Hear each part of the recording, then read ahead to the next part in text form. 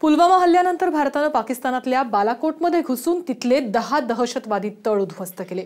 सध्या या एअर स्ट्राईकवरनं देशभरात चर्चा रंगतीये, पण साम टीव्हीच्या हाती या संदर्भातले 10 पुरावे हाती लागलेत। बालाकोट हल्ल्याचे 10 पुरावे,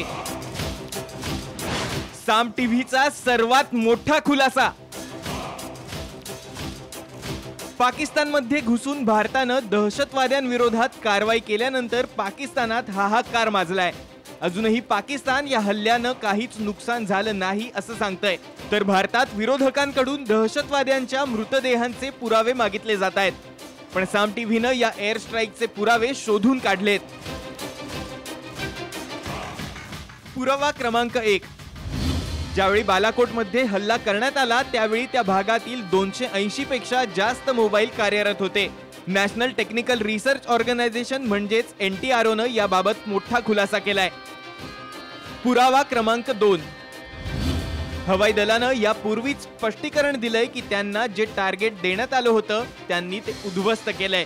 या मिशनमध्ये हवाई दल 100% यशस्वी झालंय। पुरावा क्रमांक 3, बालाकोटमध्ये ज्या ठिकाणी कारवाई झाली तिथं जैश ए मोहम्मदचा एक मदरसा होता। तिथल्या लोकांनी बॉम्ब हल्ल्यांचे आवाज ऐकले होते। त्यानंतर पाकिस्तानी सैन्यांनी मदरशातल्या लोकांना सुरक्षित स्थळी हलवलं। पुरावा क्रमांक 4, एअर स्ट्राईक नंतर पाकिस्तानी युजरनं एका ट्विटवरून ट्विट करून बालाकोटमध्ये 10 ॲम्ब्युलन्स पाहिल्याचं म्हटलं होतं। पुरावा क्रमांक 5, मदरशांवरच्या हल्ल्यानंतर स्थानिकांनी मोठे आवाज ऐकल्याचं म्हटलं होतं। न्यूज एजन्सी रॉयटरनं देखील याची पुष्टी केली होती। पुरावा क्रमांक 6, बालाकोटमधल्या भारतानं हल्ला केल्या याविषयीच्या बातम्या खुद्द पाकिस्तानी मीडियाने दाखवल्या। अर्थात या हल्ल्यात कोणतंही नुकसान झालं नाही असा दावाही पाक मीडियानं केला। पुरावा क्रमांक 7, स्थानिक माध्यमांनी दिलेल्या बातम्यांनुसार बालाकोट हल्ल्यानंतर एबोटाबादमधल्या हॉस्पिटलमध्ये रुग्णांच्या सेवेसाठी तयारी करण्यात आली।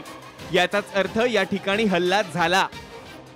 पुरावा क्रमांक 8, हल्ल्यानंतर पाकिस्तानी सेनेनं माध्यमांना बालाकोटमध्ये येण्याचं निमंत्रण दिलं, पण त्यासाठी 1 दिवस उशीर केला, कारण पाकिस्तानला दहशतवादाचे सर्व पुरावे मिटवायचे होते।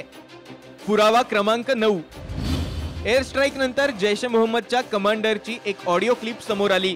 त्यात आपला अड्डा भारतानं उद्ध्वस्त केल्याचं त्यानं मान्य केलं होतं। पुरावा क्रमांक 10, बालाकोटमधील कारवाईनंतर पाकिस्ताननं संयुक्त राष्ट्रात धाव घेत भारतानं तिथल्या जंगलात नुकसान केल्याचा दावा केला, पण याच जंगलांमध्ये दहशतवाद्यांचे अड्डे आहेत। त्यामुळे हा हल्ला जंगलाचं नुकसान करण्यासाठी नव्हे तर दहशतवाद्यांना उद्ध्वस्त करण्यासाठी होता हे स्पष्ट होतंय। हे सगळे पुरावे पाहता पाकिस्तान विनाकारण कांगावा करतंय हे पुन्हा एकदा स्पष्ट होतंय। ब्युरो रिपोर्ट, साम टीव्ही।